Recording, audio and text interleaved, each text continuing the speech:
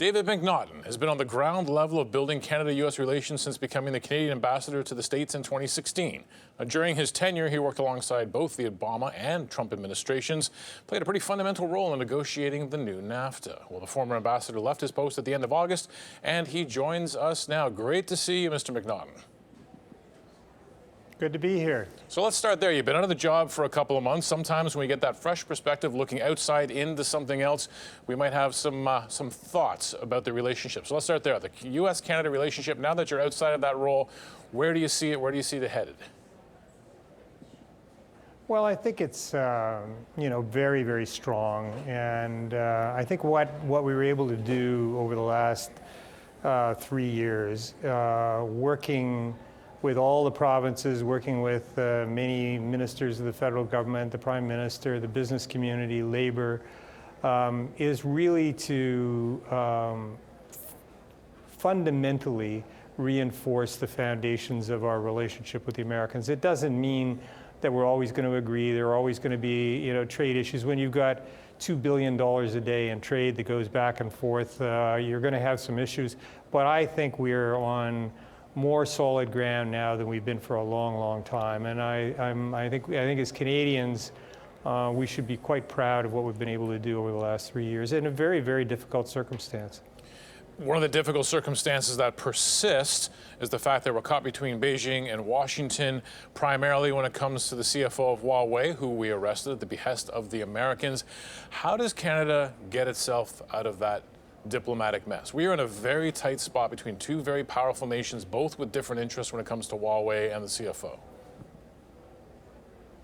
Yeah, I mean, look, it's a really difficult situation, and I think we should never forget that, quite apart from the difficulties that it's caused in our trading relationship, that we also have two of our citizens who are incarcerated in China, and we need to make sure we are doing everything we can to get them released. And this is a really difficult situation, and I think there was perhaps an overreaction in the initial stages. I think we've said to the Americans they have to be part of solving this. We followed our legal obligations, our obligations under the extradition treaty, but it's not fair to have us essentially paying the entire price, both in terms of our citizens that are there and in terms of the punishment of our economy. And so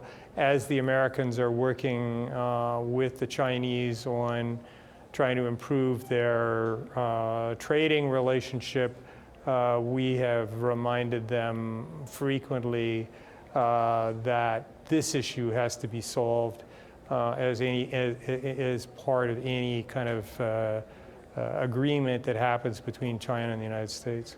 Now, Dominic Barton now has the role of being ambassador to China on our behalf, and he did score a win last week, getting the meat exports, the pork, the meat, moving back again. Definitely a win for Canada. Are you hopeful with Mr. Barton's skills that he can find other ways to navigate, get our two Canadians released, move forward on this file?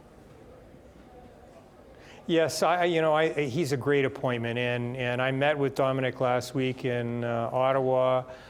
We had a really good conversation about the Canada, U.S., China situation, and also he was asking me, for some tips in terms of what you have to do to be an ambassador. So anyway, we had a good conversation, but he's a phenomenal appointment. He's an extraordinarily smart person. He's got the confidence of the Prime Minister and the Minister, and he's got good relationships in China. So if there's anybody who's going to help us through this minefield, I think Dominic is just the right person in the right place at the right time. I have to admit, that's a conversation I would have loved to have eavesdropped on, particularly when you said what it takes to be an ambassador, maybe some of the pitfalls, some of the things you have to watch out for.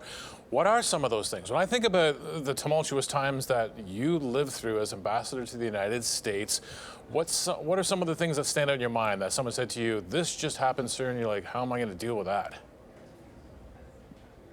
Well, I think, the reality is that things were happening that were unanticipated all the time.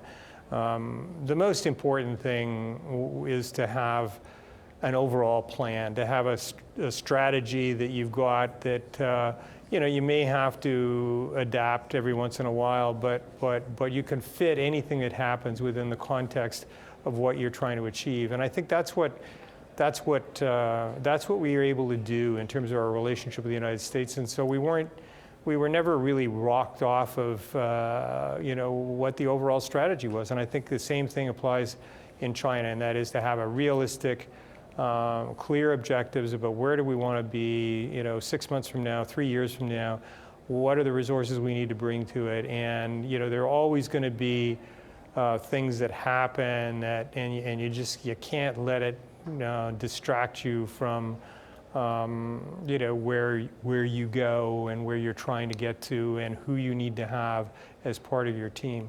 The other thing I said to Dominic was, that it's always difficult when you're not a career foreign service officer to come into a post as ambassador.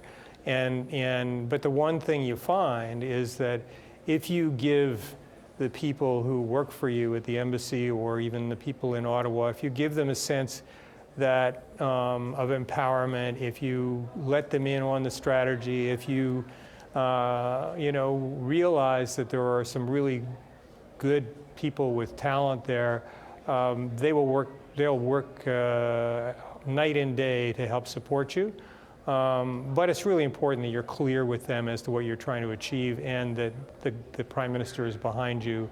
And if you do that, I think you can get the kind of support from the public service that really is required to achieve your objectives. I have to imagine staying the course was key during the Trump, the Trump administration continues, but during your time dealing with them.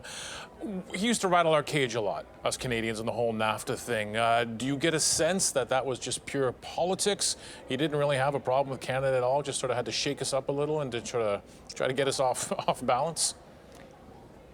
No, I was saying earlier to the audience here is that the most difficult thing that we had to come to grips with was that this was a fundamentally different negotiation than any of the other trade agreements that we'd been negotiating, for a long, long time or ever, which is that, most of the time when you're negotiating a trade agreement, everybody agrees that what we're trying to do is to create a win for everybody. They might say, I want to win more than you do, but we're all trying to achieve some form of success. That wasn't the case in terms of negotiating with President Trump and the NAFTA. He was very clear. He wanted to win, and he wanted us to lose. And that is the concept of win-win or win-win-win is just not something that he buys into a lot. And so that was a very difficult, thing to internalize, and then to figure out how the heck we were going to get around that, and to actually get to the point where, he could declare victory, but we knew, in addition to that we had won also. And part of that was not, trying to poke him in the eye or not trying to declare, loudly what we thought were our successes. But I'm quite proud of what we did. It was a win for Canada. It was a win for the United States too, and I think it's a win for Mexico. So, notwithstanding the fact that it was, he wanted to create losers as well as winners. He now is able to say that this is the best trade deal that's ever happened, and I'm quite prepared to agree with him. All right, thank you for your time and your insight today, sir. Thank you. That was David MacNaughton, the former Canadian ambassador to the United States.